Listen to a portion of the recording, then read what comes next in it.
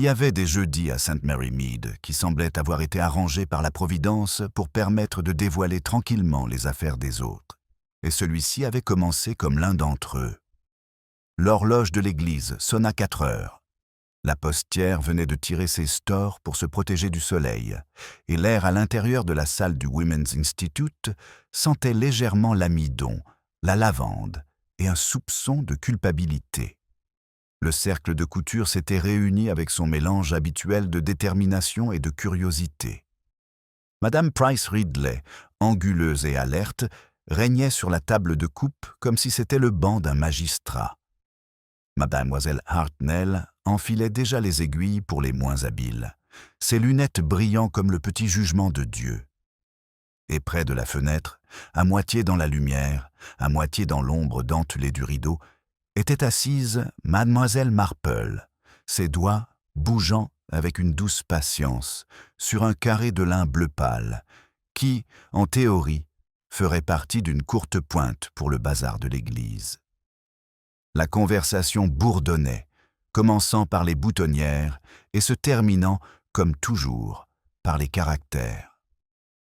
Madame Bantry, qui n'était venue que pour aider à trier les rubans, parla du nouveau locataire de la veuve Elacotte, un homme de Bath, ou était-ce de Bournemouth, dont la valise avait été apportée au crépuscule et dont le visage était, selon le laitier, un peu trop poli pour être honnête.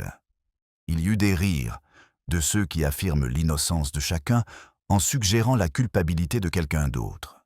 Pendant tout ce temps, Mademoiselle Marple écoutait, souriant doucement, stockant chaque phrase dans son esprit ordonné où les ragots se transformaient, avec le temps et le recul, en preuve de la nature humaine.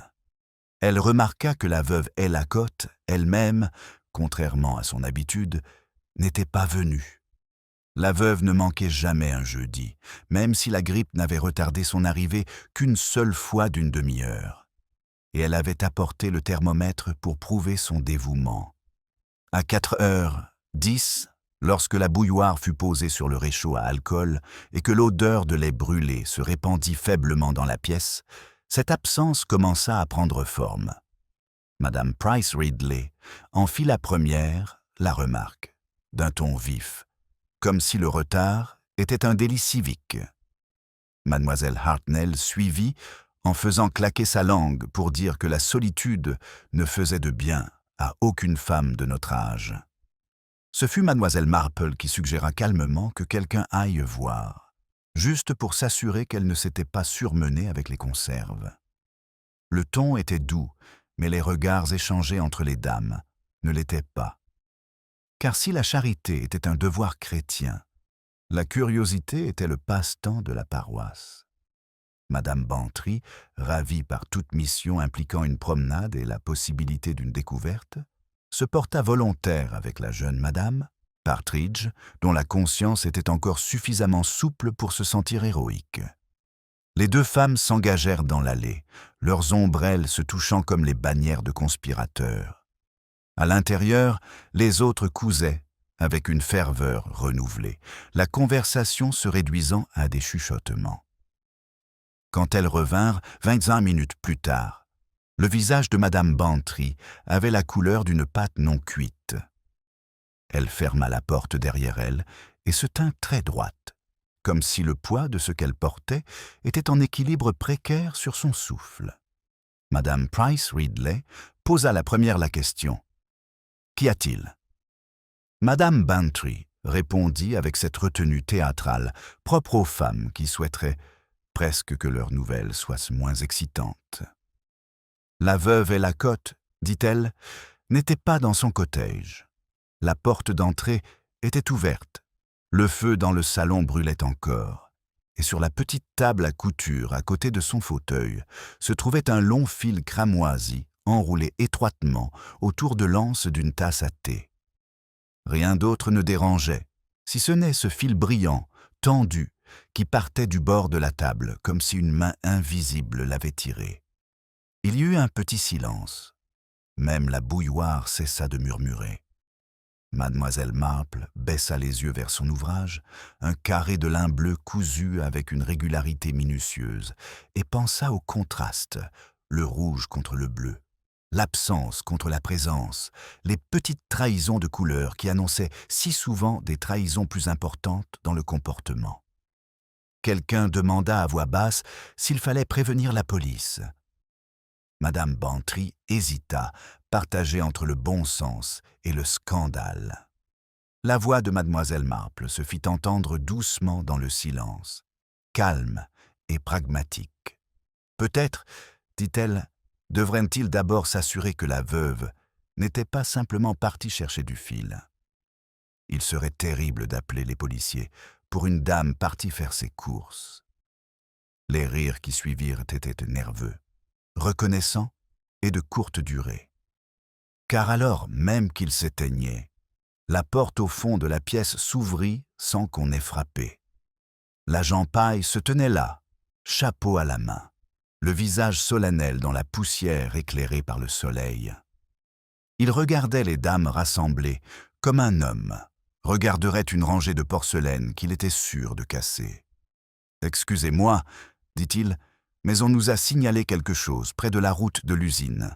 Ils ont trouvé quelque chose près de la passerelle. » Un panier, et il fit une pause, un foulard de femme pris dans les roseaux. Personne ne parla. L'aiguille de mademoiselle Marple resta suspendue au-dessus du tissu, comme une question en attente d'être posée. Elle repensa au fil rouge, à la facilité avec laquelle on pouvait suivre une ligne sans savoir ce qu'elle reliait. Dehors, la cloche de l'église commença à sonner le quart d'heure, précise et impassible. À l'intérieur, les femmes de St. Mary Mead restaient immobiles, chacune évaluant à sa manière le prix de la curiosité. L'annonce du constable Paille semblait flotter dans l'air comme de la fumée qui refusait de se disperser. Les femmes le fixaient, moins par peur que par curiosité, interrompant une offense dans un village où les ragots avaient toute leur importance. Madame Price Ridley fut la première à se remettre, se levant avec son autorité habituelle, fruit d'une vie passée à corriger le comportement des autres.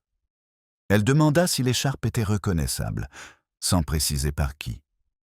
Paille hésita, tournant lentement son casque entre ses doigts. Il pensait qu'il s'agissait peut-être de celle de Madame Lacotte, oui, la rose qu'elle portait souvent à l'office du soir. Cette seule couleur sembla vider la pièce de son calme. La bouilloire siffla, oubliée, tandis que mademoiselle Hartnell marmonnait quelque chose à propos d'un courant d'air. Madame Bantry serra ses gants plus fort, comme s'ils étaient une protection morale. Seule mademoiselle Marple restait immobile, les yeux légèrement réfléchissants, comme l'eau quand quelque chose bouge en dessous. Elle avait bien sûr remarqué que les bottes de paille portèrent des traces de boue provenant du chemin du moulin par lequel il était arrivé directement depuis les lieux du crime, même s'il essayait de paraître calme. Madame Price Ridley déclara que quelqu'un devait y aller immédiatement. Elle regarda mademoiselle Marple, qui se contenta d'incliner la tête, sans se porter volontaire ni refuser. Et dans le silence qui suivit, la curiosité de madame Bantry l'emporta sur la bienséance. En quelques minutes, les ombrelles et les sacs à main furent rassemblés, et un petit cortège se mit en route dans la ruelle, mené par le constable Paille, majestueux malgré lui, suivi par le groupe de dames dont le courage dépendait largement du nombre. La route menant au moulin était basse et étroite, bordée de haies couvertes de roses tardives. Leur parfum se mêlait à l'odeur humide de la boue remuée. Quelque part, un merle chantait, d'un calme absurde. Mademoiselle Marple marchait un peu à l'écart, ses pensées glissant sur de petits détails. Le fil cramoisi, l'écharpe rose, la notion de couleur comme confession. D'après son expérience, les gens choisissaient souvent leurs accessoires avec plus de sincérité qu'ils ne choisissaient leurs mots. Au niveau de la passerelle, le monde se contracta dans le silence. Un panier gisait renversé sur la berge, son contenu éparpillé en désordre. Une miche de pain une pelote de laine, une petite boîte de thé. Cela semblait trop délibéré pour être accidentel. L'écharpe flottait à proximité, prise dans les roseaux, son extrémité plongeant dans l'eau brune et calme, comme si elle désignait un secret. Pye s'éclaircit la gorge et dit qu'il n'y avait toujours aucun signe de la veuve, comme si son existence dépendait de sa formulation. Mademoiselle Marple s'approcha en prenant soin de ne pas déranger le sol. Il y avait des empreintes de pas, certes, mais plus d'une paire, certaines plus petites, peut-être celles d'un enfant ou de l'apprenti cordonnier qui avait traversé les champs. Une bouteille de lait se tenait debout à côté du poteau du pont, propre et vide. Elle pensa à son aspect soigné. Le désordre trahissait souvent une main anxieuse, tandis que la véritable violence laissait la nature faire son propre désordre. Madame Bantry murmura qu'il fallait aller chercher l'inspecteur de Much Benham. Madame Price Ridley, offensée par toute suggestion selon laquelle un crime pouvait se produire dans les limites de la paroisse, insista sur le fait qu'il s'agissait certainement d'un accident ou d'une course qui avait mal tourné. Le regard de mademoiselle Marple adoucit ce qu'elle avait vu auparavant, à savoir la façon dont les gens se précipitaient pour étiqueter l'incertitude, comme si la vérité était une contagion qu'ils pouvaient éviter en la renommant. Ils se retournèrent tous lorsqu'une charrette arriva en cahotant dans l'allée.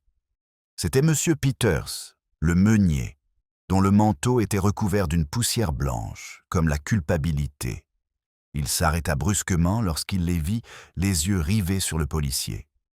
Il dit qu'il livrait de la farine au presbytère et qu'il ne savait rien au sujet d'une affaire de foulard. Mais mademoiselle Marple surprit un éclair, un resserrement momentané lorsque son regard se posa sur le panier. Une reconnaissance, rapidement réprimée. Pye posa quelques questions, maladroitement. Les réponses du meunier étaient trop nettes, comme des rangées de poteaux de clôture. Lorsqu'il partit, Madame Bantry murmura qu'il avait autrefois été amoureux de la veuve Ellicott, il y a des années, avant la mort de son mari en mer. Ce n'était rien, dit-elle rapidement, juste des ragots. Mais les ragots à St. Mary Mead étaient une monnaie qui ne perdait jamais de sa valeur. Ils s'attardèrent jusqu'à ce que l'ombre du soir envahisse la prairie. Finalement, Pye les renvoya chez elle, leur promettant qu'une enquête en bonne et due forme serait menée. Les dames se dispersèrent, désormais subduites, comme des artistes après la tombée du rideau. Mademoiselle Marple resta un instant de plus, son regard passant du pont aux eaux calmes, en contrebas. Quelque chose dans cette symétrie la troublait. L'anse du panier s'était cassée net, mais les fibres en dessous étaient vieilles, effilochées depuis longtemps. L'âge déguisé en accident. Elle retourna vers le village. Des lampes s'allumaient derrière les rideaux de dentelle, chaque carré de lumière jaune étant un fragment de la vie secrète de quelqu'un. Le cercle de couture se réunirait bientôt. Comme toujours, la tragédie n'étant pas un obstacle aux obligations sociales.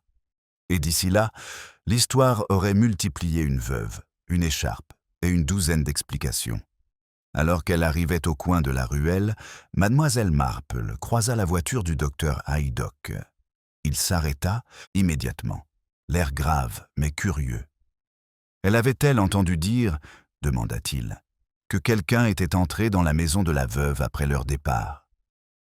Un voisin avait vu une lumière bouger à la fenêtre après le crépuscule, bien que le policier jurât qu'elle était fermée à clé. Mademoiselle Marple acquiesça faiblement, l'air pensif. Elle dit qu'elle était sûre que le policier avait fait de son mieux, mais que la lumière apparaissait rarement, là où il n'y avait plus rien à chercher. Le docteur Haydock fronça les sourcils, mais elle lui adressa un petit sourire, du genre de ceux que l'on fait avant de poser sa tasse de thé pour mettre fin à la conversation. Elle continua son chemin, le parfum des roses s'estompant derrière elle, pensant que les secrets étaient un peu comme des fils. Une fois qu'on tirait sur l'une des extrémités, tout le tissu de la paix pouvait suivre. Le soir tombait tandis que mademoiselle Marple traversait le chemin du cimetière, la faible lueur des lampes à huile effleurant les pierres tombales avec une intimité qu'elle ne méritait pas. Elle s'arrêta brièvement à la porte, écoutant le silence qui suivait ses propres pas. Sainte Mary Mead avait l'habitude de retenir son souffle lorsque quelque chose de désagréable venait perturber sa routine. Les fenêtres, qui débordaient habituellement de rire, étaient fermées tôt, et les conversations se réduisaient à des murmures sur le seuil des portes. La respectabilité, pensait-elle, était toujours plus audible lorsqu'elle essayait de se faire discrète. Le presbytère se dressait, lumineux, au bout de l'allée, sa porte entr'ouverte, comme si l'hospitalité était un réflexe nerveux. À l'intérieur, elle pouvait entendre le murmure étouffé des voix. L'inspecteur Cray, de Much Benham, était arrivé. Homme peu instinctif et très méticuleux, il possédait la politesse brusque de ceux qui confondent patience et ennui. Mademoiselle Marple entra doucement, accueillie avec soulagement par Madame Clement, qui la conduisit dans le salon où les autres s'étaient rassemblés comme des paroissiens à un sermon imprévu. Le docteur Haydock était là, le visage marqué par la fatigue professionnelle plutôt que par l'inquiétude. Il avait été appelé sur les lieux près de la passerelle et ne pouvait que confirmer que personne n'avait encore été retrouvé. L'écharpe, dit-il, était déchirée à un bout, mais pas par la force. Peut-être s'était-elle accrochée au roseau, ou peut-être autre chose. Le contenu du panier était curieux. La boîte de thé avait été vidée et nettoyée, un détail qui n'amusait personne sauf Mademoiselle Marple. Pour elle, cela suggérait quelque chose de délibéré, un effort pour ranger ce qui ne devait pas l'être. L'inspecteur Cray, son carnet posé sur les genoux, commença à poser des questions d'une voix destinée à rassurer. Lorsqu'il interrogea Madame Bantry, son récit fut agrémenté d'embellissements. Lorsqu'il interrogea Madame Price Ridley, le récit se transforma en un traité de morale. Chaque femme ajouta, en substance, une version d'elle-même. Seule Mademoiselle Marple fit preuve de concision, remarquant gentiment que la nature humaine n'avait pas pour habitude de se perdre, à moins d'y être incitée. Cray cligna des yeux, ne sachant pas si elle avait fait une blague. Puis vint la mention du locataire, ce mystérieux gentleman au visage poli et à l'arrivée tardive. Il s'appelait, semblait-il, Monsieur Latham. Il résidait chez la veuve Ellicott depuis 3 semaines, donnant des cours de comptabilité aux jeunes commerçants de Much Benham. Une activité assez inoffensive, mais Mademoiselle Marple remarqua le léger resserrement simultané des lèvres de Madame Bantry et de Madame Price Ridley. Après tout, la politesse était une forme de dissimulation, et à Sainte Mary Mead, la dissimulation était rarement vaine. Cray envoya l'agent Pye interroger le locataire, tandis que Mademoiselle Marple, avec une curiosité discrète, demanda si quelqu'un savait comment la veuve l'avait trouvé comme locataire. Madame Hartnell répondit vaguement qu'il était un ami du neveu du défunt vicaire, une explication qui oscillait entre la vérité et la commodité. Madame Clement, de nature aimable, suggéra que la veuve avait toujours aimé la compagnie, surtout après la mort de son fils en mer. La conversation s'interrompit alors, comme si ce vieux chagrin avait été évoqué trop facilement. Un coup à la porte les interrompit. Pye revint, en sueur après ses efforts, l'air à la fois soulagé et perplexe. Il rapporta que M. Latham n'était pas chez lui. Sa chambre était en ordre, sa valise avait disparu et, sur le bureau, se trouvait un seul objet, un journal plié ouvert à la page des avis de navigation. L'encre avait bavé sur une ligne, masquant la date de départ d'un navire à destination de Guernesey.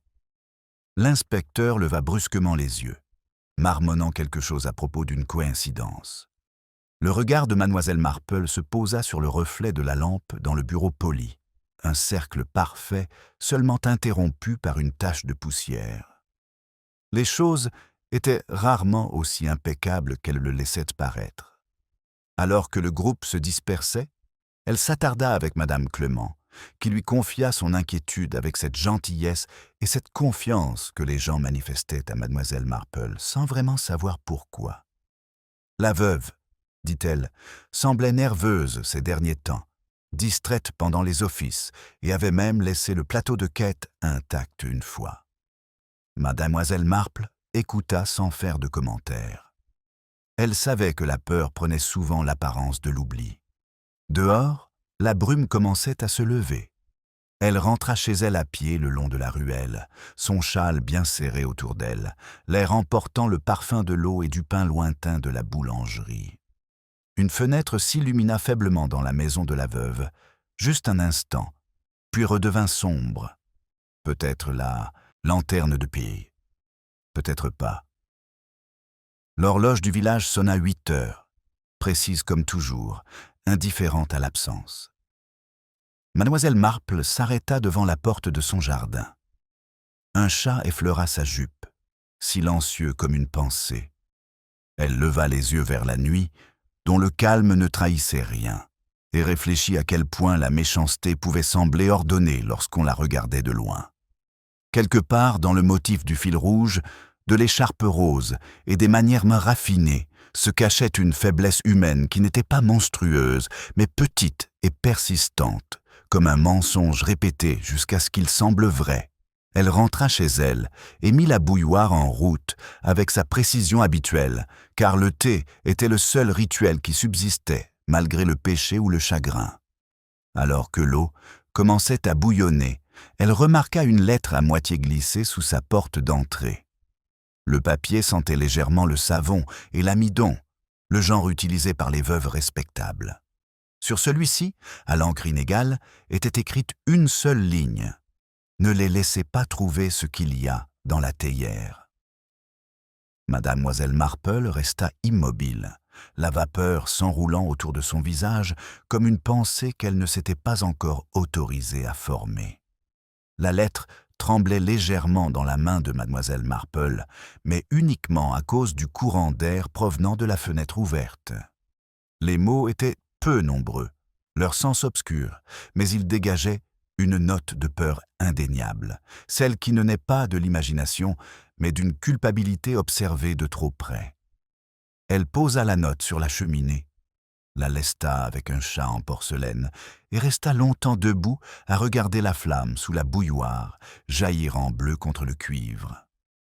Dehors, le village était plongé dans cette pause haletante entre la curiosité et la panique. Les rideaux bougeaient, tandis que des ombres se déplacèrent derrière eux, et quelque part, une sonnette de vélo retentit 2 fois nerveusement, comme si elle n'était pas sûre de sa mission. Mademoiselle Marple se servit son thé avec un calme délibéré, y ajoutant un peu de citron, comme pour diluer non seulement la boisson, mais aussi la pensée qui l'accompagnait. « La théière », murmura-t-elle, en considérant à quel point les objets ordinaires cachaient souvent l'extraordinaire. Quelques minutes plus tard, on frappa à la porte. Le docteur Haydock entra sans attendre d'y être invité, le visage marqué par un mélange de fatigue et d'irritation, la défense habituelle d'un médecin face au mystère. Il s'excusa de cette intrusion, puis sortit un petit paquet enveloppé dans du papier. « Je l'ai trouvé, » dit-il, dans la cuisine de la veuve, laissée par le policier pour inspection. « J'ai pensé que vous aimeriez le voir, » ajouta-t-il d'un ton mi-taquin, mi-résigné. Mademoiselle Marple sourit faiblement, sachant bien que Haydock avait depuis longtemps abandonné toute prétention de scepticisme à son égard. Elle déballait le paquet. À l'intérieur se trouvait une théière brune ordinaire, légèrement fêlée au niveau de l'anse. Mais lorsqu'elle souleva le couvercle, un léger parfum de lavande et quelque chose de plus vif, métallique, presque médicinal, lui monta au nez. Elle remit le couvercle lentement, pensive. « Curieux choix de parfum, » dit-elle doucement. Haydock fronça les sourcils, renifla et marmonna que cela sentait comme un produit de nettoyage, rien de plus. « Les femmes en deuil font des choses étranges, » remarqua-t-il. « Elles se réconfortent en polissant ce qui reste. » « Ou ce qu'elles craignent de voir rester, » répondit Miss Marple. Elle tourna légèrement la théière vers la lumière, remarquant un léger anneau de rouille autour du bec verseur. Cela ne suggérait pas l'âge, mais peut-être le contact avec l'eau du ruisseau du moulin. Une trace de boue là où il aurait dû y avoir de la poussière. Haydock, trop pragmatique, écarta cette pensée et se mit à s'enquérir de sa santé. Mais l'esprit de Mademoiselle Marple était déjà ailleurs, occupé par la lettre, le locataire disparu, la nervosité récente de la veuve et cette boîte de thé curieusement essuyée. La propreté, songea-t-elle, était rarement innocente. Dans les affaires humaines, comme dans les ménages, on frottait plus fort les taches les plus visibles aux yeux des autres. Un tapotement à la fenêtre attira son attention. C'était l'agent Pye, essoufflé par la précipitation et trop désireux de paraître efficace. Il rapporta qu'ils avaient de retrouver la trace du logement de M. Latham à Bath, mais pas l'homme lui-même. Un voisin avait mentionné une malle envoyée à l'avance par le transporteur. Cray était en train de téléphoner à la gare à ce moment même. Pye avait l'air fier, comme si le téléphone était son invention. Avant qu'il ne puisse partir, Mademoiselle Marple demanda avec désinvolture si la maison de la veuve était restée intacte. Pye hésita, ce qui était une réponse suffisante. Il admit que quelqu'un était de nouveau entré, mais qu'il n'avait trouvé aucun signe d'effraction. Seuls les rideaux avaient été tirés différemment et une chaise avait été rapprochée du feu. Les gens imaginent toujours que les chaises se déplacent toutes seules, murmura Miss Marple. Mais il est rare que ce soit le mobilier qui oublie. Après le départ du policier, elle retourna s'asseoir dans son fauteuil, les mains jointes.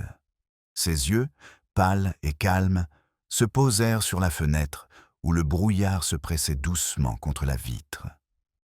Les lumières du village au loin scintillaient comme des secrets lointains refusant d'être dévoilés. D'après sa longue expérience, les gens mentaient rarement bien sur ce qu'ils craignaient le plus. Ils ne faisaient que le dissimuler sous une apparence soignée, une assiduité à l'église, une sorte de parfum moral plus fort que n'importe quelle vérité. Elle soupçonnait la veuve de ne pas avoir peur du péché, mais d'être démasquée. L'horloge sonna 9 heures. Elle se leva, prit son manteau et son châle et se dirigea vers la maison de la veuve. Le chemin était argenté de brume, les haies lourdes de rosée. À la porte, elle hésita, juste le temps d'écouter le faible bourdonnement du moulin, le goutte à goutte de l'eau, le léger craquement d'une branche dans le verger. Puis elle entra. À l'intérieur, l'air était chargé de l'odeur de cire et de laine humide. La table était telle qu'auparavant, les travaux de couture soigneusement empilés, une seule lampe allumée près de la cheminée. Sur la cheminée, à côté d'une photo encadrée d'un jeune marin, se trouvait une rangée de petits pots de confiture, parfaitement étiquetés. C'était un intérieur préparé pour un public absent. Le regard de Mademoiselle Marple se posa sur le fauteuil, où une légère empreinte dans le coussin suggérait qu'il avait été occupé récemment. Elle toucha la théière qui reposait encore sur le plateau et sentit qu'elle était légèrement chaude.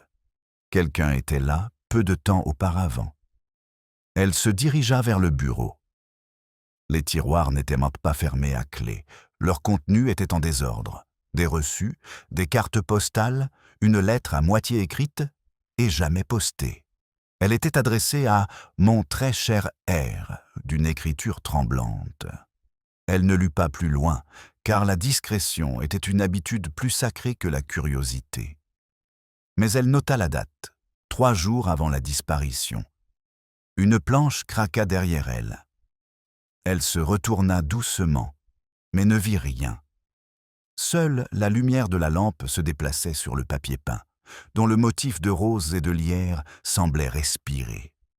Puis vint un bruit très faible, non pas une goutte d'eau, mais quelque chose de plus lourd tombant près de la cheminée. Miss Marple se baissa, plissant les yeux. Une tache sombre s'était répandue à la base du pare-feu, suffisamment récente pour briller. Elle se redressa, le visage impassible, et éteignit la lampe.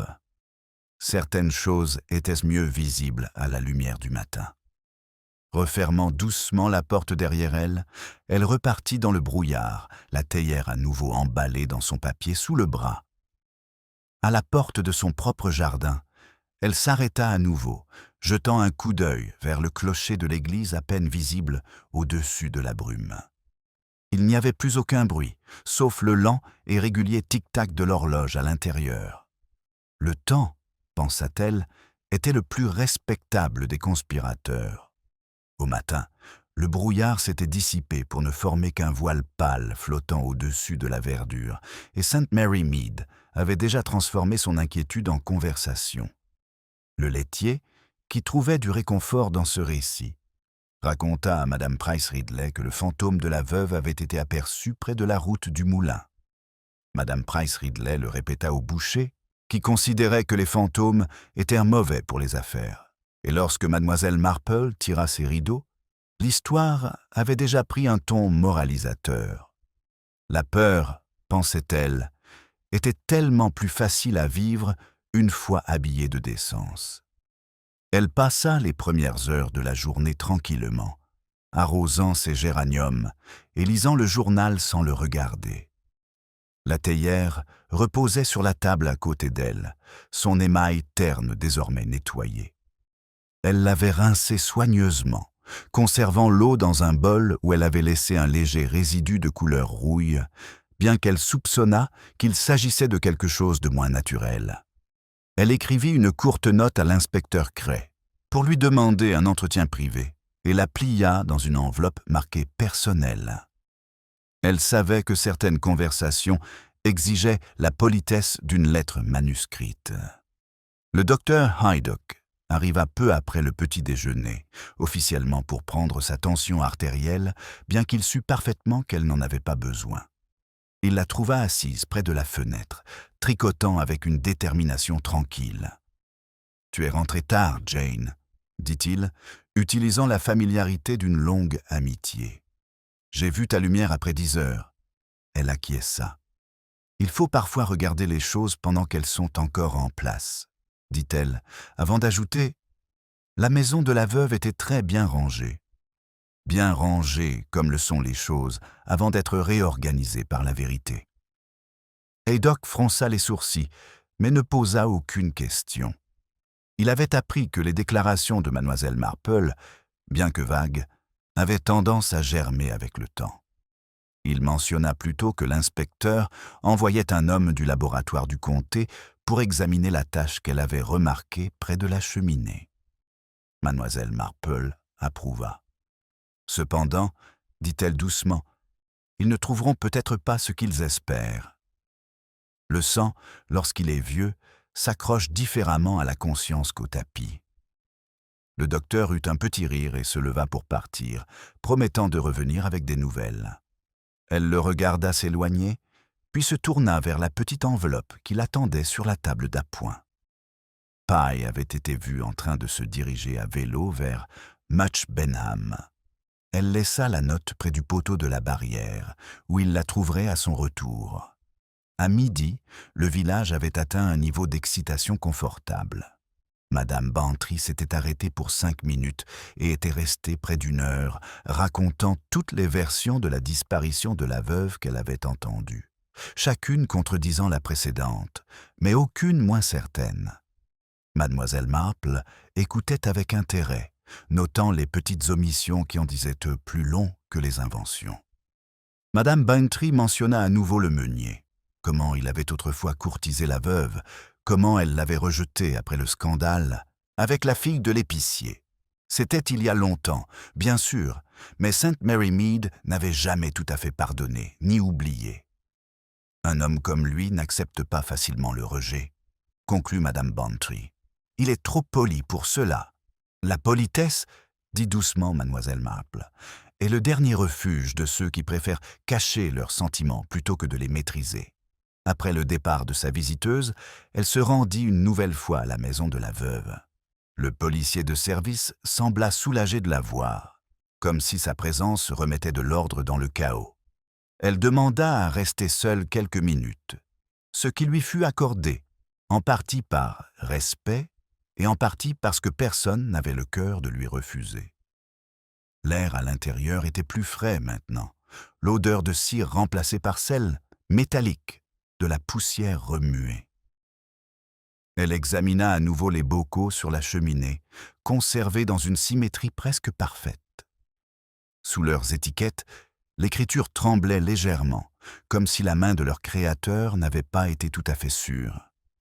Elle en prit un au hasard, celui des prunes damascines, et remarqua que le couvercle portait une légère rayure, circulaire, presque délibérée. Elle le dévissa avec précaution. Le seau avait été brisé, puis remplacé.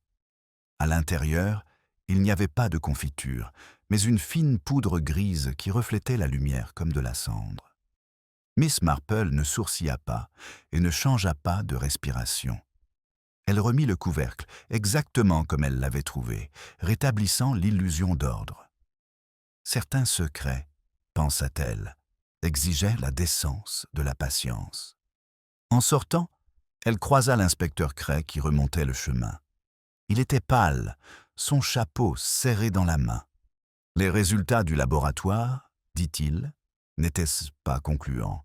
Pas de sang, seulement de l'encre renversée. La tache sur le pare-choc semblait provenir du ménage de la veuve, et non de sa mort. Et les voisins jurent bien l'avoir vu marcher près du bureau de poste hier matin, ajouta-t-il, comme embarrassé par sa résurrection apparente. Mademoiselle Marple marmonna doucement, pensive. « Vivant ou mort, dit-elle doucement, les gens s'éloignent rarement de leurs habitudes. Si elle était bien à la poste, elle faisait quelque chose qu'elle avait déjà fait auparavant, peut-être pour la dernière fois. » Cray lui demanda si elle voulait dire par là qu'il s'agissait d'une tromperie. Elle sourit, le regard indéchiffrable. « La tromperie, mon cher inspecteur, n'est que la vérité sous un plus beau jour. » Il eut l'air perplexe, mais elle lui demanda une dernière faveur, qu'il envoie quelqu'un de discret vérifier à nouveau la route du moulin, non pas à la recherche d'empreintes cette fois, mais de tout ce qui semblait hors de propos et pourtant trop délibéré. Une lettre, peut-être, ou un bouton, dit-elle vaguement, ou même l'absence de boue là où il devrait y en avoir beaucoup.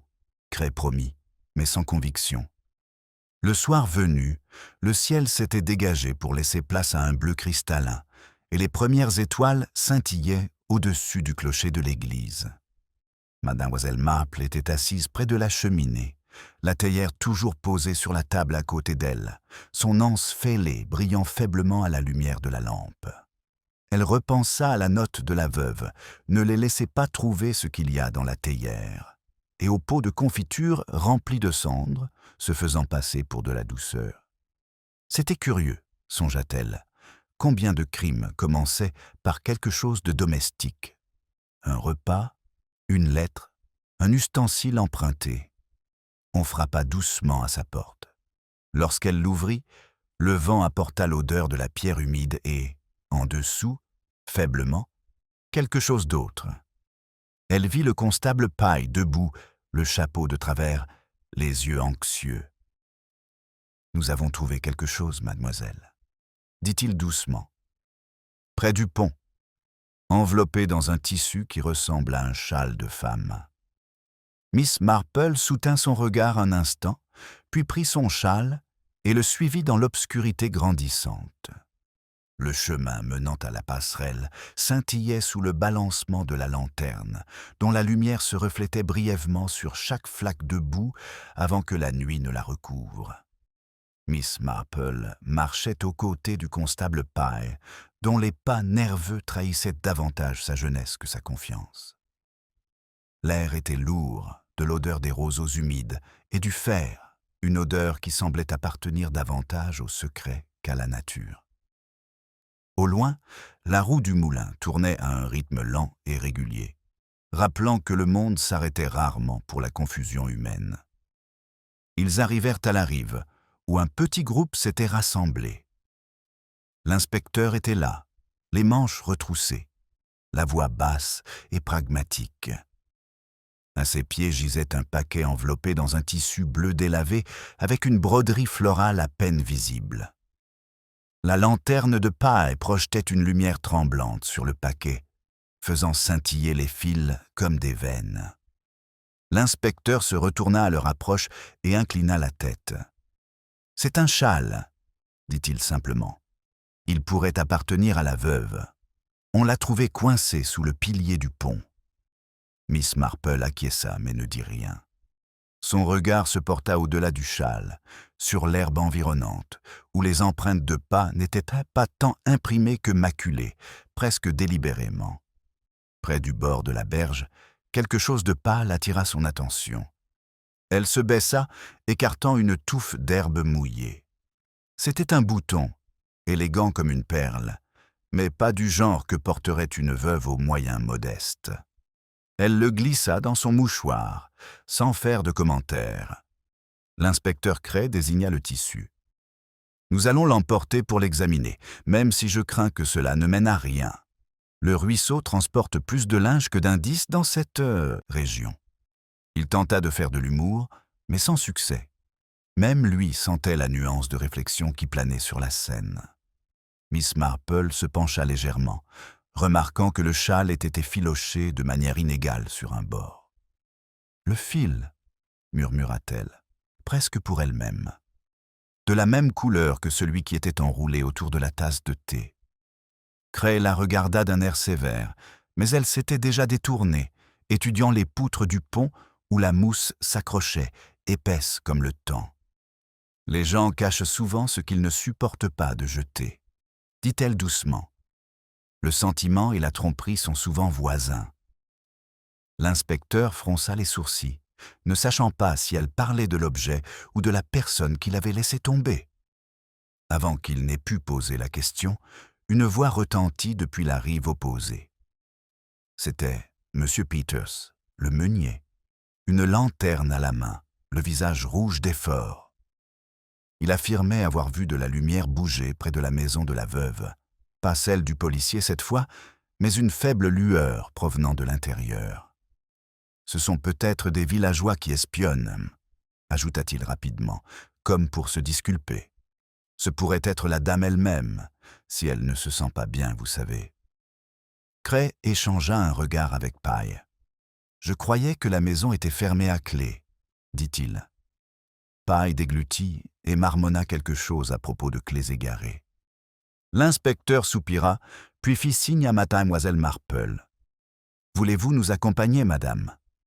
Je suis sûr que vous remarquerez ce que nous pourrions manquer. » Elle accepta d'un petit signe de tête.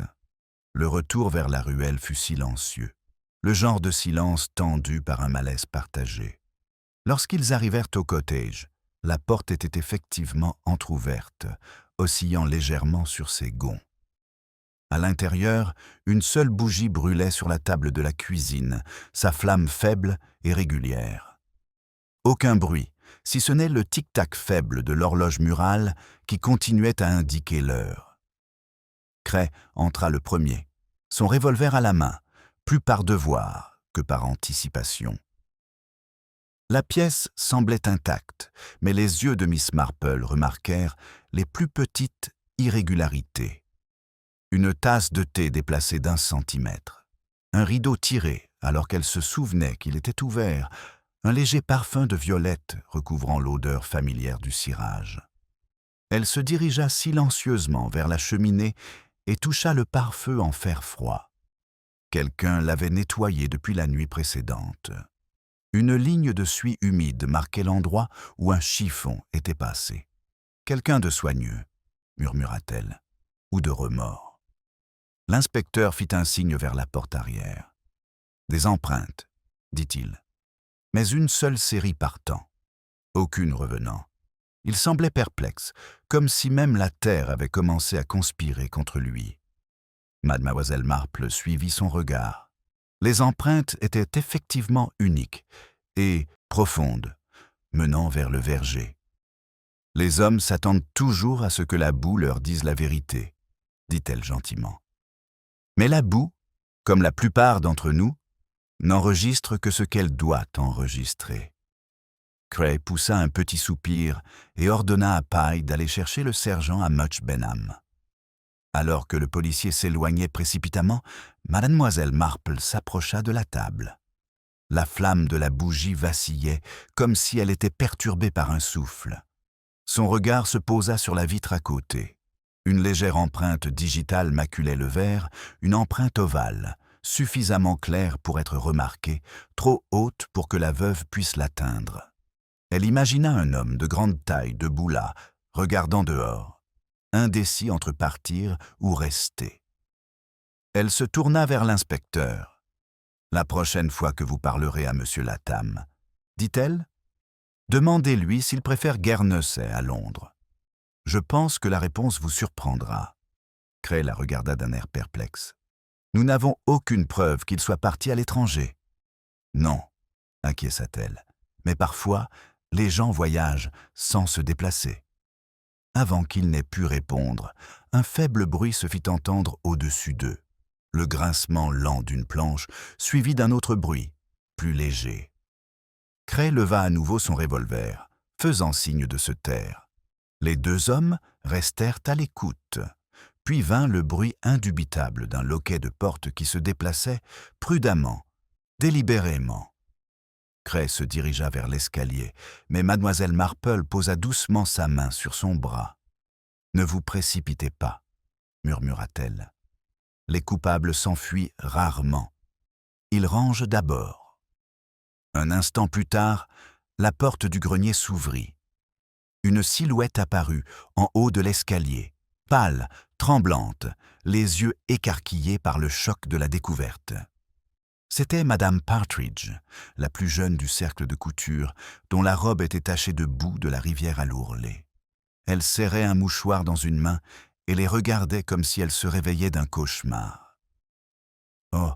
dit doucement mademoiselle Marple, le visage impassible. « C'est donc vous qui avez allumé la bougie. » Madame Partridge ne dit rien, se contenta de vaciller légèrement avant de s'effondrer sur la marche, les mains couvrant son visage.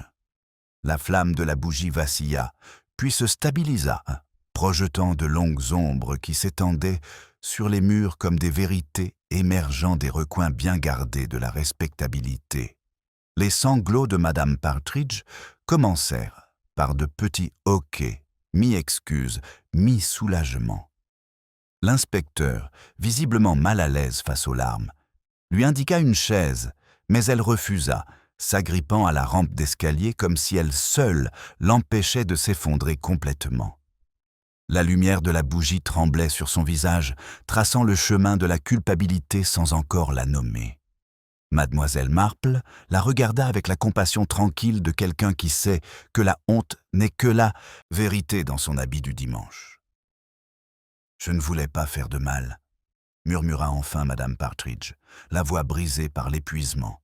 « Je voulais seulement m'assurer qu'elle était vraiment partie. » Cray fronça les sourcils, ne comprenant pas cette confession. « Vous voulez dire la veuve et la cotte ? Vous feriez mieux de commencer par le début. » La jeune femme secoua la tête d'un mouvement rapide et léger comme celui d'un oiseau. « Je ne peux pas commencer, tout est confus. Elle m'a dit des choses, vous voyez, des choses que personne d'autre ne voulait entendre. » Ses mains, qui tremblaient encore, dépliaient le mouchoir qu'elle serrait contre elle. À l'intérieur se trouvait une petite clé en laiton, ternie par l'humidité. Elle me l'a donnée la veille de sa disparition. Elle m'a dit que je comprendrais le moment venu. L'inspecteur la prit et la retourna sous la lumière de la lampe. « Savez-vous ce qu'elle ouvre » Madame Partridge acquiesça faiblement. Le tiroir de sa table à couture, celui qu'elle gardait fermé à clé, même pour le locataire. Ce simple mot, « locataire », avait un poids qui attira tous les regards vers mademoiselle Marple. Elle inclina légèrement la tête, l'air serein, mais l'esprit en ébullition. La peur favorisait des alliances étranges, le chagrin et la tromperie allant souvent de pair dans les foyers modestes. Cray fit signe à Pye d'aller chercher la table du salon. Lorsque le tiroir fut ouvert de force, son contenu sembla décevant tant il était ordinaire. Des bobines de fil, une petite paire de ciseaux, un mouchoir plié brodé d'initiales, et en dessous, une enveloppe scellée à la cire. Cray l'ouvrit. À l'intérieur se trouvaient plusieurs reçus pour de petites sommes d'argent, envoyés régulièrement depuis Bath au cours de l'année écoulée. Chacun était signé, proprement et sans fioriture, Arthur Latham. Elle était donc payée, marmonna Cray. Mais pourquoi? Il regarda Madame Partridge. Vous l'a-t-elle jamais dit? La jeune femme hésita, puis murmura. Elle a dit que cela avait un rapport avec son fils, mais pas ce que vous pensez. Ce n'était pas du chantage. Elle a dit que c'était une gentillesse qui s'était transformée en fardeau. La main de Miss Marple, occupée à tricoter, eut un léger mouvement, presque imperceptible, qui traduisait une réflexion. La gentillesse et le fardeau, murmura-t-elle, sont souvent la même chose dès lors que le bénéficiaire commence à soupçonner les motivations. Cray insista, impatient. « Pourquoi étiez-vous ici ce soir, Madame Partridge? »« J'ai vu la lumière, » dit-elle rapidement. « J'ai pensé que quelqu'un d'autre était en train de fouiller. Je ne voulais pas qu'il trouve ce qu'elle avait caché. Je voulais m'assurer que c'était toujours là. »« Ça, c'est la clé ?» demanda Cray. Elle regarda le sol. « La clé, oui, mais aussi sa lettre. Elle en a écrit une pour vous, mademoiselle Marple. Je l'ai vue l'adresser ce matin-là. » La vieille femme haussa légèrement les sourcils. « Pour moi ?» demanda-t-elle doucement. « C'est très étrange. Je ne me souviens pas lui avoir rendu un service particulier. »« Elle disait que vous comprendriez, » insista Madame Partridge. Puis elle s'effondra à nouveau, ses larmes mouillant le tissu plié qu'elle tenait entre ses mains. Cray ordonna qu'on la ramène chez elle sous bonne garde jusqu'au lendemain matin, mais mademoiselle Marple demanda à rester un moment seule avec elle. L'inspecteur accepta à contre-cœur. Une fois les autres partis, les deux femmes s'assirent ensemble à la petite table. La bougie brûlait moins fort, sa lumière était plus douce maintenant, comme si elle avait pitié d'elle. « Vous aimez la vérité, n'est-ce pas ?» dit Miss Marple doucement. « Même quand elle fait mal ?» Madame Partridge acquiesça, les yeux rougis. « Elle était gentille avec moi, Miss Marple. Elle me traitait mieux que n'importe qui dans ce cercle de couture. Je ne supportais pas qu'ils disent des choses cruelles à son sujet. »« Des choses cruelles !» répéta mademoiselle Marple. « Oui. Le village ne perd jamais de temps à faire la distinction entre tragédie et scandale. » Son ton ne contenait aucun reproche, seulement de la lassitude. Vous avez bien fait de garder son secret pour l'instant. Mais les secrets s'impatientent si on les laisse trop longtemps enfouis. Lorsque Madame Partridge fut finalement emmenée, Mademoiselle Marple resta derrière, étudiant les reçus encore éparpillés sur la table. L'encre était sombre mais inégale, certaines signatures étaient main ferme, d'autres hésitantes, comme si elles avaient été écrites par des mains différentes. Elle les rassembla soigneusement dans leur enveloppe, la remit dans le tiroir et tourna à nouveau la clé. Dehors, le vent s'était levé, faisant claquer les volets avec un rythme presque délibéré. L'inspecteur revint brièvement pour fermer à clé et la remercia avec la courtoisie distraite d'un homme humilié par la confusion. Elle accepta sa gratitude, sachant qu'elle était prématurée. Alors qu'il quittait le cottage, elle s'arrêta à la porte. « Dites-moi, inspecteur, » dit-elle doucement, « c'est vous qui avez trouvé le châle près du pont ?» Il acquiesça. « Oui. Pourquoi ? Parce que, dit-elle, les yeux fixés sur la lumière lointaine du moulin, il me semble que celui qui l'a placé là voulait s'assurer qu'il serait trouvé. La rivière cache beaucoup de choses, mais elle ne les livre jamais spontanément. » Il fronça les sourcils, ne comprenant pas ce qu'elle voulait dire, mais mademoiselle Marple s'éloignait déjà dans l'allée, sa petite silhouette à moitié engloutie par la brume. Le bouton de nacre dans sa poche lui semblait plus lourd maintenant, comme s'il portait en lui le souvenir du toucher. De retour à son cottage, elle remit la bouilloire en route. Les événements de la journée pesaient sur son esprit comme des couches de tissu cousu, trop serrées les unes aux autres. Quelque part parmi les fils se trouvait un motif d'habitude, de peur et de culpabilité douloureusement ordonnée. Elle l'avait déjà vu auparavant, mais jamais sous cette forme. Alors qu'elle tendait la main vers sa tasse, elle remarqua que le chat en porcelaine était toujours perché sur la cheminée, gardant la première lettre de la veuve. Une goutte de cire fondue était tombée à côté, durcie en forme de petit cœur parfait. Mademoiselle Marple sourit faiblement, mais ses yeux restèrent impassibles. Les gens, pensa-t-elle, confondent si souvent la forme de l'amour avec sa substance. Le cœur de cire sur la cheminée refroidit, tandis que la bouilloire se mit à siffler lentement et rythmiquement. Mademoiselle Marple regarda la vapeur s'élever, le regard distant. La nuit derrière les rideaux de dentelle s'était à nouveau épaissie. Les lampadaires du village étaient entourés d'un halo de brume. Elle versa le thé, le bruit presque rassurant dans le silence, et s'autorisa une seule pensée. La gentillesse était le déguisement le plus pratique à St. Mary Mead. Elle ne posait aucune question et pardonnait trop. Un coup à la porte interrompit sa rêverie, discret mais délibéré. Elle ouvrit la porte et trouva l'inspecteur Cray, le col relevé contre l'humidité, son chapeau noirci par la bruine. « Je suis venu vous parler », dit-il d'un ton presque apologétique. Je n'arrivais pas à dormir. Trop de pièces, pas assez de sens. Il la suivit dans le salon, où le feu s'était réduit à quelques braises. Mademoiselle Marple lui indiqua une chaise, puis lui versa une tasse sans lui demander son avis. Il était toujours plus facile de parler autour d'une tasse de thé. Cela rendait les confessions moins officielles. « J'ai de nouveau parcouru ces papiers, » dit Cray. « Il y a quelque chose qui cloche dans ces paiements provenant de Bath. L'écriture n'est pas cohérente. Un mois, la signature est élégante. Le mois suivant, elle ressemble à celle d'un écolier. » Il se pencha en avant, les coudes sur les genoux. Si la Tam la payait, pourquoi avoir arrêté le mois dernier? Pourquoi disparaître maintenant?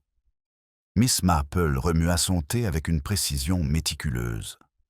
Peut-être a-t-il arrêté parce qu'il n'avait plus les moyens de payer, ou peut-être parce qu'elle ne souhaitait plus recevoir. Son ton était doux, mais ses yeux restaient fixés sur le feu. Les relations, inspecteur, qu'elles soient affectives ou obligatoires, se terminent rarement de manière ordonnée. Quelqu'un nettoie toujours trop ou pas assez. Cray fronça les sourcils. « Vous pensez qu'il y avait un sentiment entre eux? »« Je pense, dit-elle doucement, qu'il y avait une habitude, ce qui est beaucoup plus contraignant. » Il la regarda, mi-perplexe, mi-intrigué. « Et qu'en est-il de la jeune Madame Partridge? Vous croyez son histoire? » Le tricot de Mademoiselle Marple reposait sur ses genoux, les aiguilles inactives. Croire est un mot si généreux. Disons que sa peur semble authentique, même si son récit ne l'est pas. Elle prit un petit carnet et commença à noter les initiales E, L, puis traça une ligne légère entre elles. « Le comportement humain suit rarement une ligne droite, » murmura-t-elle. « Mais la peur laisse une courbe que l'on peut mesurer. » Cray resta silencieux pendant un moment. L'horloge tic-taquait entre eux, sans hâte, comme si elle marquait le temps de la réflexion. « Le laboratoire a rendu son rapport sur les résidus que vous avez trouvés dans le pot de confiture, » dit-il enfin. Ce n'était pas de la cendre, mais du charbon de bois en poudre mélangé à de l'amidon, une sorte d'absorbant. Il pense que cela servait à masquer une odeur. Les yeux de Mademoiselle Marple s'illuminèrent un peu légèrement. « Oh, c'est intéressant. Le charbon de bois est très efficace pour dissimuler. Mais il ne peut absorber qu'une certaine quantité avant de révéler ce qui se cache en dessous. Ce qui signifie... » Elle sourit faiblement. Cela signifie encore une fois la propreté. Dans cette affaire, tout le monde a poli quelque chose, des théières, des réputations, des consciences. On se demande lequel montrera la première fissure. Cray vida sa tasse et se leva, frustré. Je demanderai à Paille d'interroger à nouveau le meunier demain matin. Et la postière, quelqu'un a bien dû voir ce locataire partir. Faites-le, dit mademoiselle Marple en se levant avec lui. Et demandez peut-être qui a acheté du polish à la lavande dans la boutique de madame Hewitt cette semaine. Il y avait une odeur dans le cottage hier soir, pas désagréable, mais simplement trop insistante. Les coupables ont souvent tendance à exagérer avec les parfums. L'inspecteur semblait dubitatif, mais il prit note. À la porte, il hésita. « Vous me tiendrez au courant si vous pensez à autre chose. »« Inspecteur, dit-elle gentiment, je ne pense à rien d'autre. » Après son départ, mademoiselle Marple resta près de la fenêtre, le thé refroidissant sur la table à côté d'elle. De l'autre côté de la pelouse, elle pouvait voir la faible lueur de lumière dans la fenêtre supérieure de madame Bantry, toujours la première à rester éveillée lorsque le scandale menaçait de se transformer en tragédie. Un rideau bougea dans une autre maison. Sainte Mary Mead ne dormait jamais complètement lorsque la décence était remise en question. Elle retourna à la cheminée et prit la lettre pliée que la veuve lui avait envoyée. Le sceau se brisa facilement. À l'intérieur, l'écriture tremblait d'urgence. Si quelque chose devait arriver, ce ne serait pas par accident. Ne dites la vérité que lorsque quelqu'un est prêt à l'entendre. Et souvenez-vous que la théière ne m'a jamais appartenu. Mademoiselle Marple la lut 2 fois, puis la remit soigneusement dans son enveloppe. La formulation de la veuve était étrange, contrairement à son habituelle économie de mots. La peur, songea-t-elle, donne même au menteur une sorte de poésie. Elle s'apprêtait à éteindre la lampe lorsqu'une ombre passa devant sa fenêtre. Une grande silhouette traversa la pelouse sans se presser. Sa silhouette indéniablement masculine. Il s'arrêta devant le portail de la maison de la veuve, se retourna et jeta un coup d'œil vers sa propre maison avant de disparaître dans le brouillard. Il n'y avait rien de précipité dans ses mouvements, rien de furtif, seulement le calme de quelqu'un pour qui le secret était depuis longtemps devenu une routine. La main de mademoiselle Marple se posa sur le téléphone. Elle hésita. Son instinct d'ordre luttait contre son sens du timing. Agir trop tôt reviendrait à perdre la vérité. Elle reposa doucement le combiné. À la place, elle alluma une 2e lampe et reprit son tricot. La série de mailles, alternant entre foncé et clair, s'allongeait régulièrement sous ses doigts. Cette symétrie tranquille lui plaisait. Les gens pouvaient mentir, mais pas les motifs. Dehors, la roue du moulin grinçait à nouveau, lente comme un souffle. Le village se réveillerait demain avec une autre version de l'histoire, plus nette et moins troublante. La respectabilité réparerait son ourlet, tandis que le soupçon broderait les bords. Mais quelque part dans cette toile de propreté, mademoiselle Marple le savait. Un fil avait été tiré trop fort. Et lorsqu'il se rompra, ce ne sera pas le silence qui suivra, mais des aveux. Les aiguilles à tricoter s'arrêtèrent au milieu d'un point, alors que le bruit de la roue du moulin s'évanouissait dans le silence. Ce n'était pas le calme de la paix, mais celui de l'attente, comme si tout le village retenait son souffle. Mademoiselle Marple posa son ouvrage, se leva et se dirigea vers la fenêtre. Le brouillard s'était à nouveau épaissi, adoucissant les lampadaires en halo doré. Quelque part au-delà de la verdure, une porte se ferma doucement, et un chien se mit à aboyer, puis s'arrêta, comme si l'habitude lui avait appris à garder le silence. Le matin trouva Sainte Mary Mead agitée et nouvellement polie. Les gens marchaient un peu plus vite devant la maison de la veuve, comme on passe devant un cimetière par respect, mais aussi par superstition. Madame Bantry était déjà à la porte de son jardin, prête à distribuer ses conjectures avec ses livraisons de lait. La postière semblait également agitée, laissant tomber une lettre dans la mauvaise boîte aux lettres et blâmant le brouillard. Même la voix de madame Price Ridley, acerbe comme du vinaigre, était empreinte d'une gaieté peu convaincante lorsqu'elle croisa mademoiselle Marple dans la ruelle. « Il faut rester occupé », dit-elle avec une joie fragile. « Une disparition perturbe toujours les domestiques. » Mademoiselle Marple acquiesça poliment, remarquant que la vertu à St. Mary Mead se mesurait souvent à la rapidité avec laquelle on reprenait ses habitudes.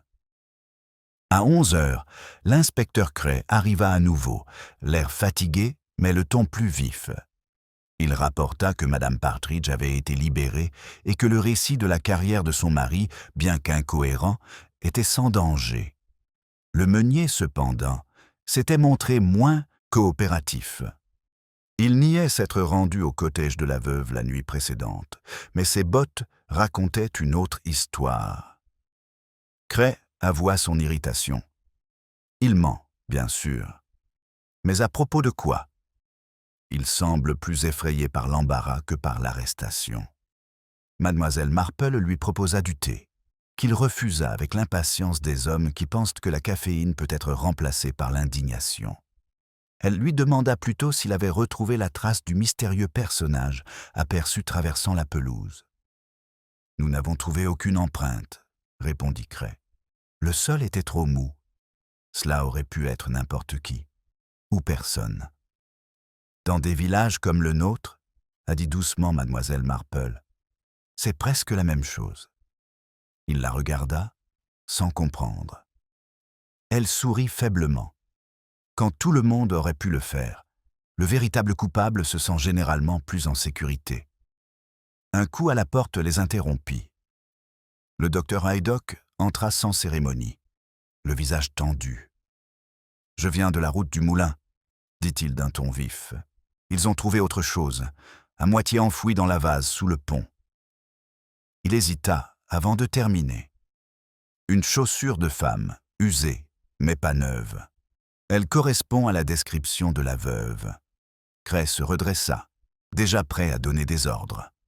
Mademoiselle Marple prit son châle. « Si cela ne vous dérange pas, dit-elle doucement, je pense que je vais vous accompagner. Parfois, les plus petites choses semblent différentes à des yeux fatigués. » Au pont, une petite foule s'était rassemblée malgré les consignes. Les ragots l'emportaient toujours sur l'autorité. La chaussure gisait sur la berge, pâle de boue, une lanière cassée. Mademoiselle Marple se pencha pour l'examiner, ses doigts délicats comme s'ils touchaient une relique. La boucle était ternie, mais à l'intérieur du rabat, là où personne ne pouvait le voir, il y avait une légère tache violette, comme du parfum fané ou de l'encre renversée. Elle regarda vers le ruisseau du moulin, puis revint vers le pont. « Comme c'est étrange, » murmura-t-elle. « De l'encre qui ne coule pas, même dans l'eau. » Cray prit des notes sans comprendre. « Qu'en pensez-vous, madame ?»« Ah, seulement que la rivière n'emporte pas tout, » répondit-elle. « Parfois, elle conserve ce que les gens pensent avoir laissé derrière eux. » Ils retournèrent au village juste au moment où les cloches de midi se mirent à sonner. Mademoiselle Marple se sépara des autres, devant le presbytère, promettant de les prévenir si elle se souvenait de quelque chose d'utile. Elle rentra chez elle lentement, ses pensées retraçant les liens que les autres avaient négligés. Une théière trop propre, un bocal trop poussiéreux, une gentillesse payée à petits coups. Dans son esprit, cela ne formait pas une ligne, mais un cercle dans lequel les gens se retrouvaient, chacun dans l'ombre de l'autre. À sa porte, elle remarqua un petit objet posé sur la marche, un morceau de papier plié et maintenu par un caillou. Il était humide à cause de la brume, l'encre était brouillée, mais lisible. Vous aviez raison au sujet de la rivière. Elle rend ce que nous y enfouissons. Mais je ne peux pas. Il n'y avait pas de signature. Seulement la trace floue d'une empreinte de pouce, maculée mais clairement féminine. Mademoiselle Marple lut la ligne 2 fois, puis plaça le papier sous sa tasse de thé pour le faire sécher. Le ton était définitif, le genre de finalité qui précède le jugement plutôt que la conclusion. L'après-midi s'écoula dans un calme trompeur. Un moineau picorait la jardinière de la fenêtre, tandis que le facteur passait en fredonnant un hymne. Pourtant, l'atmosphère semblait tendue, comme si un équilibre fragile était sur le point de s'effondrer. Mademoiselle Marple rangea son bureau, par habitude plutôt que par nécessité. et ouvrit son petit carnet d'adresses. Son regard s'attarda sur 2 noms, Arthur Latham et Peters, le moulin. L'un représentait la dissimulation, l'autre la compulsion.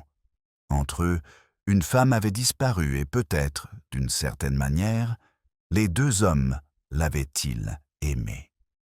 Elle était encore en train de réfléchir lorsque la sonnette retentit à nouveau. C'était Madame Bantry, toute rouge d'excitation. « Ils ont arrêté le meunier !» s'exclama-t-elle, triomphante et essoufflée. Apparemment, on l'a vu brûler des papiers derrière le moulin. Oh Jane, je trouve cela terrible, mais pas tout à fait inattendu, n'est-ce pas? Mademoiselle Marple sourit gentiment. L'imprévu est une question de perspective, ma chère. Parfois, ce qui nous choque le plus n'est que ce que nous soupçonnions déjà, habillés pour le dimanche. Madame Bantry cligna des yeux, ne sachant pas si elle avait été approuvée ou corrigée. Elle partit rapidement, impatiente de raconter la même histoire ailleurs. Lorsque la porte se referma, Mademoiselle Marple resta longtemps debout près du feu, les mains soigneusement jointes devant elle. Elle sentait que le puzzle était presque complet, mais un fil continuait de l'égarer, trop pâle, trop délicat pour être visible à la lumière de la lampe. Elle devrait se rendre elle-même au moulin avant la tombée de la nuit. Dehors, le brouillard se levait enfin, mais la rivière, gonflée par la pluie, brillait d'un éclat terne, comme si elle était à demi éveillée.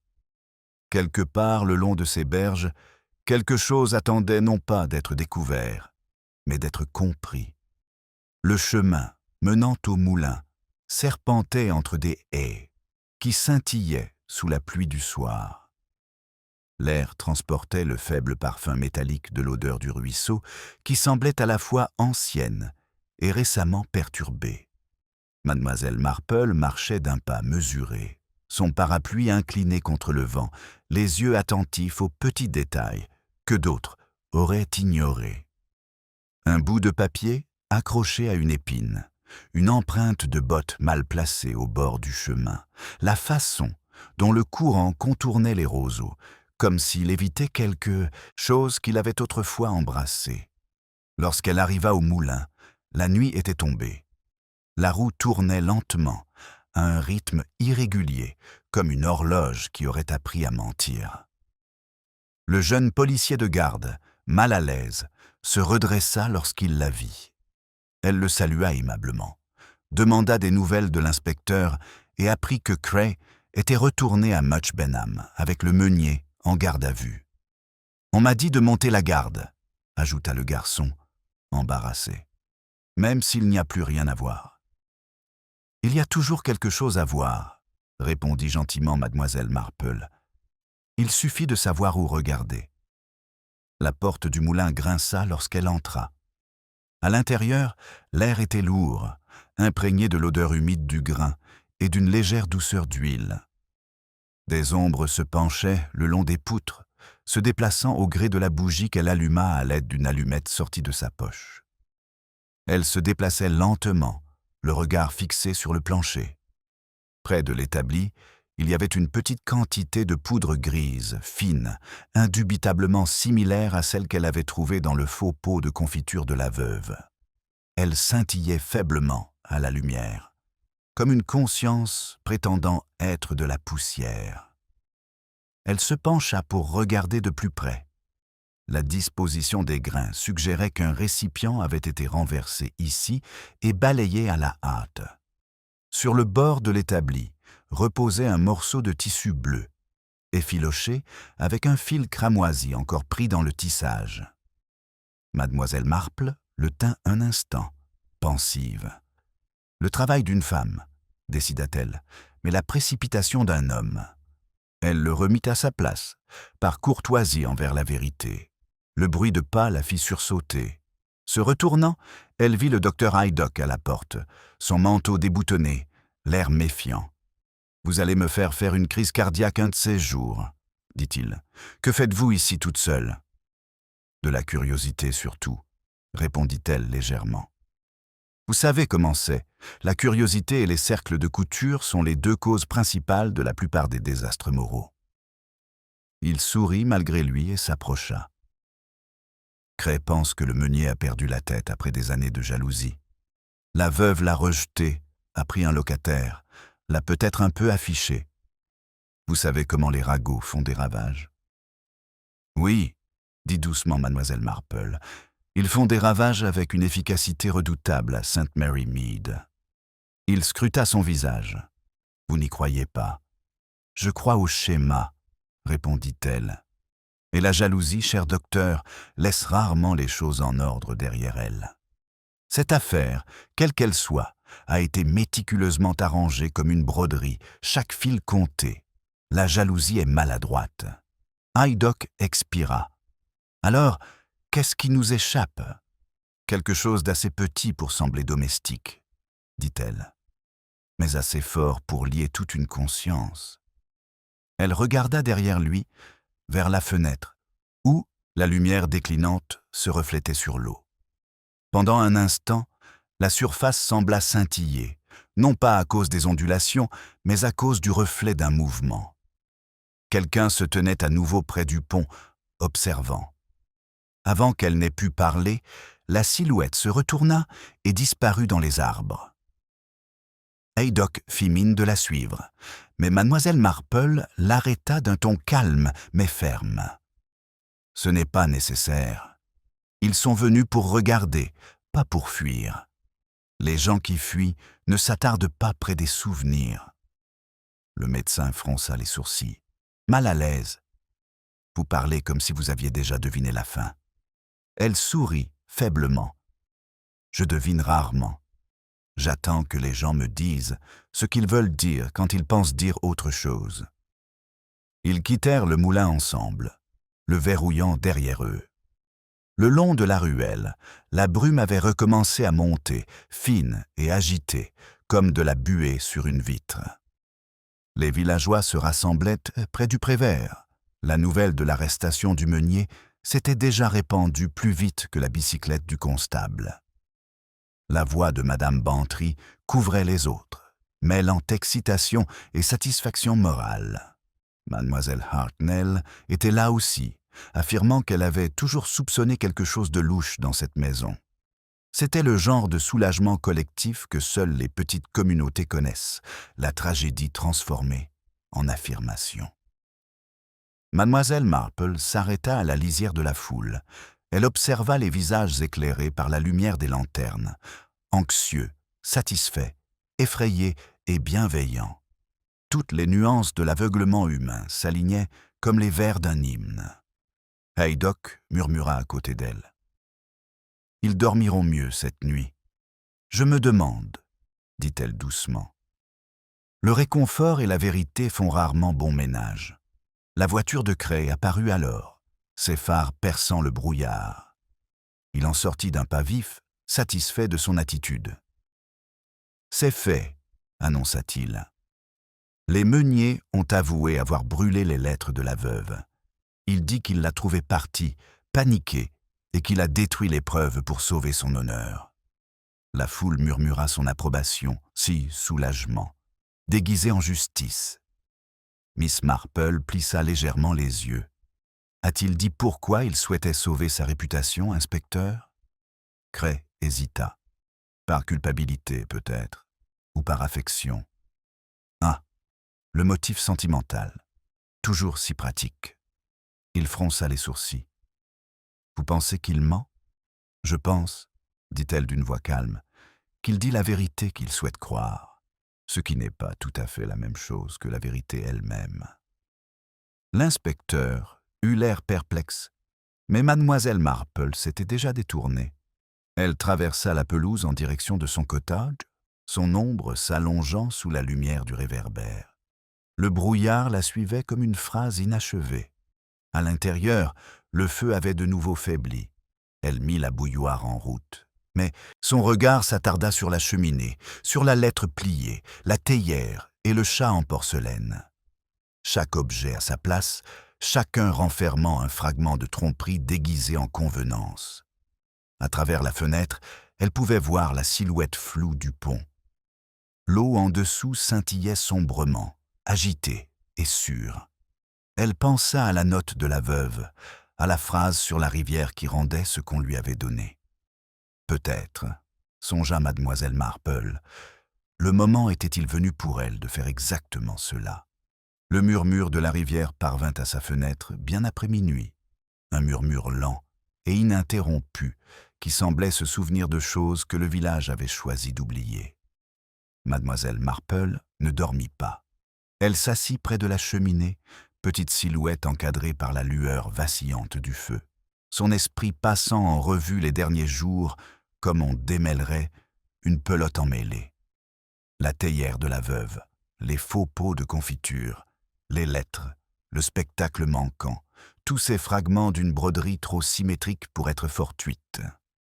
La respectabilité, songea-t-elle, avait une étrange façon d'habiller la tromperie de dentelle. À l'aube, elle avait pris sa décision. Elle appela l'inspecteur Cray avant le petit déjeuner et lui demanda de passer chez elle. Lorsqu'il arriva, froissé, curieux, légèrement sur la défensive, elle lui servit le thé avec son calme habituel. « Je me demandais, dit-elle, si vous pourriez inviter toutes les personnes concernées à la salle paroissiale ce matin. Le cercle de couture fera très bien l'affaire. Après tout, c'est là que tout a commencé. Autant que cela s'achève là. » Cray fronça les sourcils, à moitié protestataire, mais quelque chose dans son ton le désarma. « Vous pensez que c'est sans danger ?» demanda-t-il. « Sans danger ?» Elle sourit. « Rien de ce qui touche à la vérité n'est jamais tout à fait sans danger, inspecteur.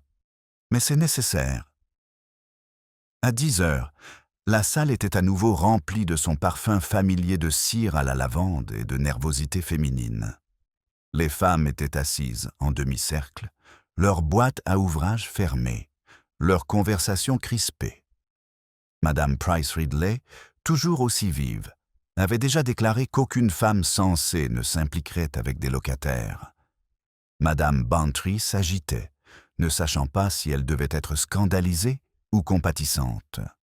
Le docteur Haydock s'appuyait contre le cadre de la porte, les bras croisés, spectateur résigné à sa propre curiosité. Même la jeune Madame Partridge était là, pâle mais calme, la main de son mari flottant protectrice près de la sienne. Le seul absent était le meunier, toujours retenu à Mush Benham. Mademoiselle Marple se leva lentement, avec le sang-froid de quelqu'un qui a l'habitude d'être sous-estimé. « Mesdames, » commença-t-elle, « et messieurs, merci de m'écouter. Je pense que nous pouvons maintenant dissiper un peu de confusion. Non pas par des accusations, mais par la compréhension. » Quelques regards s'échangèrent. À St. Mary Mead, la compréhension était souvent plus dangereuse que la culpabilité. « J'ai réfléchi à la gentillesse de la veuve, » poursuivit mademoiselle Marple. Une gentillesse étrange, constante et délibérée. Le genre de gentillesse que l'on pratique pour expier quelque chose fait il y a longtemps. Elle recevait des paiements réguliers de Bath, signés par M. Latham. À première vue, cela ressemblait à de la dépendance. Pourtant, l'écriture racontait une autre histoire. Parfois la sienne, parfois celle de M. Latham. Ils partageaient le même secret, voyez-vous, et le payaient à tour de rôle. Cray se raidit légèrement, mais elle continua d'un ton doux. M. Latham, le locataire, n'était pas un étranger pour la veuve. C'était son fils, que l'on croyait mort, en mer, mais qui vivait sous un autre nom, après un petit scandale qui aurait ruiné sa fierté. Elle l'avait accueilli discrètement, le faisant passer pour un locataire, et ils vivaient côte à côte, prétendant n'être rien de plus qu'une propriétaire et un invité. Les gens font ce genre de choses dans les villages où la réputation est une loi plus stricte que les écritures. Un murmure se répandit dans la pièce, mi-choqué, mi-compatissant. Madame Bantry porta la main à sa bouche. Madame Price Ridley, pour une fois, resta silencieuse. Mais les secrets, dit doucement mademoiselle Marple, ne se contentent pas de rester bien rangés. Quelqu'un d'autre savait, quelqu'un qui en avait trop vu, trop deviné, et qui croyait qu'une veuve respectable et un homme portant un nom d'emprunt devaient cacher un péché plutôt qu'un chagrin. Cette personne commença à les observer, peut-être par curiosité au début, peut-être par quelque chose de plus mesquin et de plus méchant. Lorsque les ragots échouèrent, elle choisit une voie plus simple, la découverte. Son regard se posa brièvement sur Madame Partridge, qui était assise, raide, les yeux fixés sur le sol. « Vous êtes entrée dans le cottage ce soir-là, n'est-ce pas? Vous avez trouvé le tiroir ouvert, les reçus à la vue de tous. Vous avez vu les lettres signées de 2 noms, et vous avez cru comprendre. La peur est rapide, ma chère. Elle nous raconte des histoires plus vite que la vérité ne peut les corriger. » Madame Partridge émit un petit son, mi-protestation, mi-aveu. La voix de Mademoiselle Marple s'adoucit.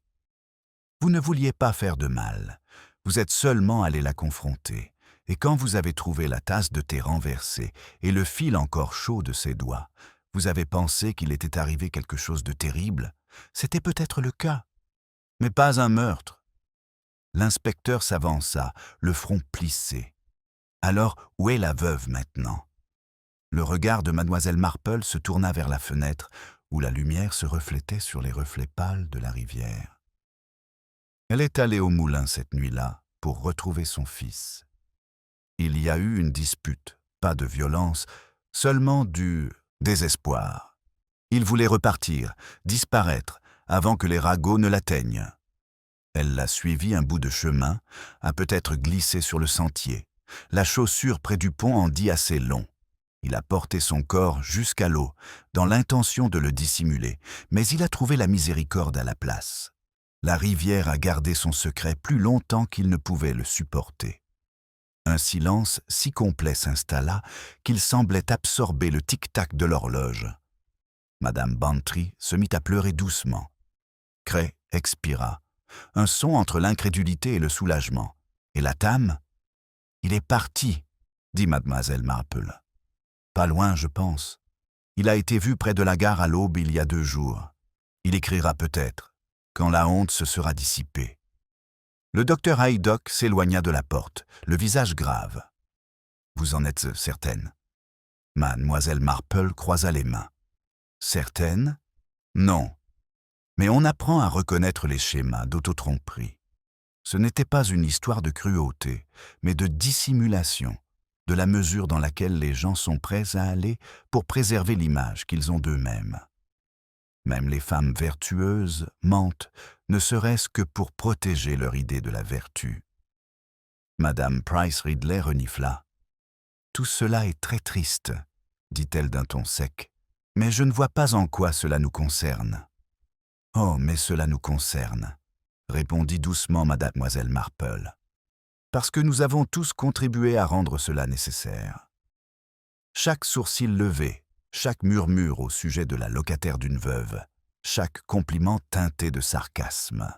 La veuve cachait sa vérité parce qu'elle savait comment elle serait perçue à St. Mary Mead. Personne ne répondit. La lumière des bougies tremblait sur la table polie, illuminant des visages qui semblaient soudain plus vieux, plus petits. Mademoiselle Marple rassembla son tricot, remercia l'inspecteur pour son temps et sortit dans l'air de midi. La cloche de l'église sonna une fois, un son sec et solitaire.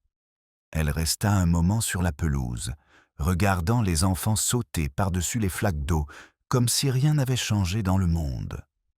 Dans son cottage, le feu s'était éteint. Elle posa son châle et regarda une fois de plus la théière.